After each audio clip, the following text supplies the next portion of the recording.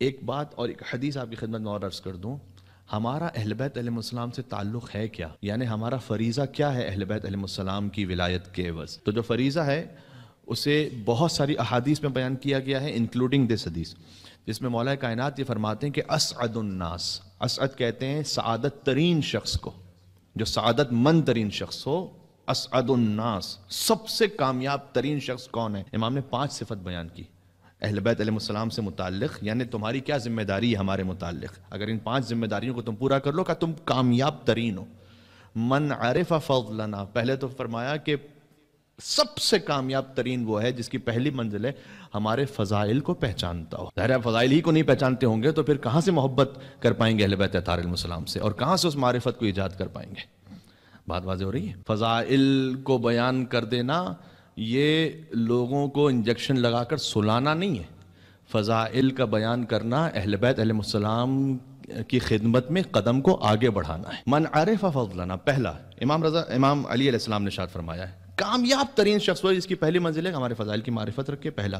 دوسرا وَأَخْلَصَ حُبَّنَا، ہماری محبت میں خالص ہو، دوسری منزل، ملاوٹ نہ ہو۔ ایک حدیث آپ نے سن رکھی ہے من غش فلیس منا، ہم اسلامیات کی کتاب میں سن ٹیکسٹ بورڈ میں یہ حدیث پڑھائی جاتی ہے کہ جو ملاوٹ کرے وہ ہم میں سے نہیں ہے، لیکن ایک اور حدیث ہے من غشنا فلیس منا، جو ہم اہل بیت میں ملاوٹ کرے وہ بھی ہم میں سے نہیں ہے۔ آپ اہل بیت علیہ السلام کے القاب، اہل بیت علیہ السلام کے فضائل وہ غیر اہل بیت کو نہ دیجیے، یہ ہے اگر آپ نے ملانا شروع کر دیا ہے اہل بیت کے فضائل میں ملاوٹ۔ اور خالص محبت کیجیے، یعنی یہ نہ ہو کہ جب میں کسی مشکل میں ہوں تو میں آؤں اور آ کر اپنا گال پیٹتے ہوئے کہوں یا وجیہا عند اللہ اشفع لنا عند اللہ۔ وہ جمکران کا جو واقعہ معروف ہے کہ ایک شخص امام سے، بہرحال اس کی قربت تھی، تو امام سے جب ملاقات ہوئی اس کی تو اس نے امام سے کہا کہ مولا یہ اتنے ہزاروں چاہنے والے آپ کے آئے ہوئے ہیں تو آپ کیوں نہیں ظہور فرماتے؟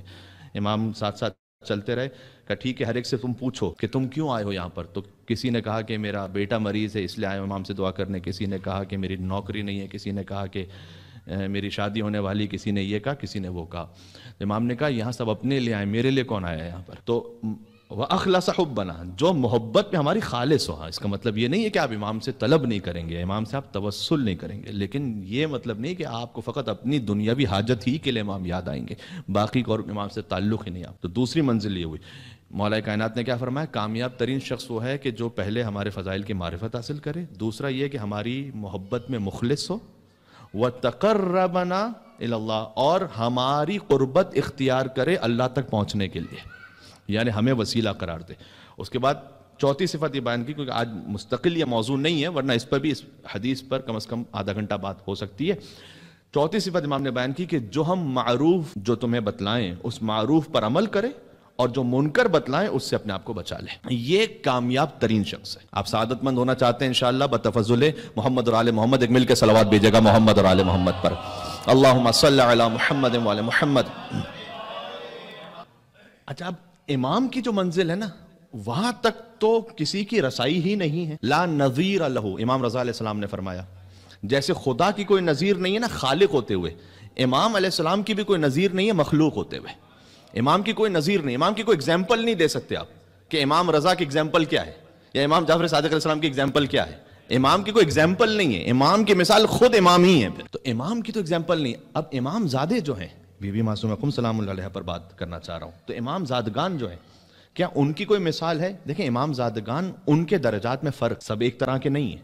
ائمہ علیہ السلام تو کلنا نور واحد ہے، اولنا محمد، اوسطنا محمد، آخرنا محمد، کلنا محمد، لیکن امام زادگان کے درجات ان میں فرق ہے۔ اور بعض امام زادگان ایسے ہیں کہ جن کی زیارت خود امام علیہ السلام نے تعلیم فرمائی ہے، یعنی خود حجت خدا سے زیارت تعلیم ہوئی ہے کہ جب تم ہمارے فلاں فرزند کے روضے پہ جاؤ یا ان کی قبر پہ جاؤ تو یہ زیارت پڑھو۔ یہ فقط 3 امام زادگان ہیں، آپ کو پتہ ہے، ایک حسین کے علمدار ابو الفضل عباس، پھر ہم شکل پیمبر حضرت علی اکبر، اور بی بی معصومہ سلام اللہ علیہ۔ لہذا شیخ عباس قمی نے واضح طور پر یہ لکھا ہے کہ بی بی معصومہ سلام اللہ علیہ کا جو مقام ہے وہ امام موسیٰ کاظم کی اولادوں میں سوائے امام رضا علیہ السلام کے اور اس کے بعد کوئی اس مقام تک پہنچتا نہیں ہے جہاں بی بی معصومہ سلام اللہ علیہ ہیں۔ امام موسیٰ کاظم علیہ السلام کی 20 بیٹیاں ہیں۔ تذکرۃ الخواص میں سبط ابن جوزی نے 20 بیٹیاں لکھی ہیں، جبکہ شیخ مفید نے 18 بیٹے اور 17 بیٹیاں لکھی ہیں۔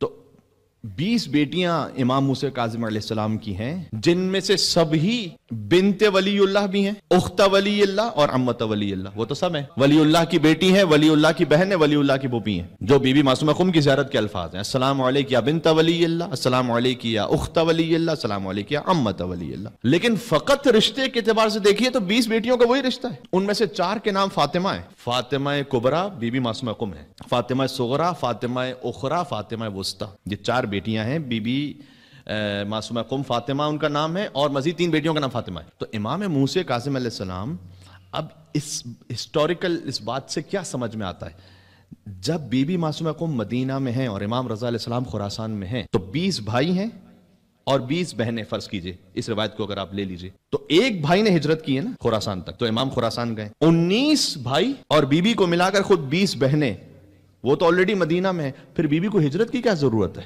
यानी अगर इकलौते कोई भाई हो और फिर वो भाई मौजूद ना हो तो फिर हिजरत करें तो फिर लगेगा आपको कि ठीक है भाई की मोहब्बत में जा रही है। भाई 20 भाई तो उनमें से 19 तो वैसे ही मदीना में है। ये बीबी का उन 19 भाइयों को छोड़कर उस एक भाई की खातिर हिजरत करना, यह है वो विलायत पजीरी जो बीबी मासूमा कुम सलामुल्लाह अलैहा में। इमाम ज़ादगान के मकाम में फर्क क्यों है? ये उसकी बहुत सारी वजूहात हैं। उनमें से एक वजह है मसलन इल्म, हल यस्तविल लज़ीना यअलमून वल्लज़ीना ला यअलमून, इल्म रखने वाला और इल्म न रखने वाला बराबर नहीं हो सकते। उसकी एक वजह है हिजरत, जिन इमाम ज़ादगान ने हिजरत की है। ऐसे तो कोई तर्क सुकूनत नहीं करता, जनाब अब्बास ताबिश का शेर है, ऐसे तो कोई तर्क सुकूनत नहीं करता, हिजरत वही करता है कि जो बैअत नहीं करता। यह आसान मंजिल नहीं है, क्योंकि इसाले सवाब की मजलिस भी है, लिहाजा मैं नुकात को अर्ज कर रहा हूँ। इख्तिताम सआदत के साथ हो, ये कैसे हो सकता है? इसकी भी एक तुलानी गुफ्तगू है। मुख्तसर ये कि एक तो ये दुआ पढ़ें, अहादीस में आया है, या अल्लाह या रहमान या रहीम या मुक़ल्लिबल क़ुलूब सब्बित क़ल्बी अला दीनिक, ये दुआ पढ़ें। सहीफ़े सज्जादिया की दुआ नंबर 11 पढ़ें इख्तिताम बिल खैर के लिए। जुमे को सूरह मोमिनून पढ़ें, हदीस सुना रहा हूँ ये सारी। जुमे को सूरह मोमिन पढ़े, हदीस में आया कि जो जुमे के दिन सूरह मोमिन की तिलावत करे अल्लाह उसका इख्तिताम खैर पे करेगा। हुजूर की अज़वाज से हुजूर के अखलाक के बारे में पूछा कि हुजूर के अखलाक कैसे थे? का हुजूर के अखलाक सूरह मोमिनून थे। क़द अफ़लहल मोमिनून अल्लज़ीना हुम फ़ी सलातिहिम ख़ाशिऊन अल्लज़ीना हुम अनिल लग़्वी मुअरिज़ून अल्लज़ीना हुम लिज़्ज़काति फ़ाइलून, ये हुजूर के अखलाक थे।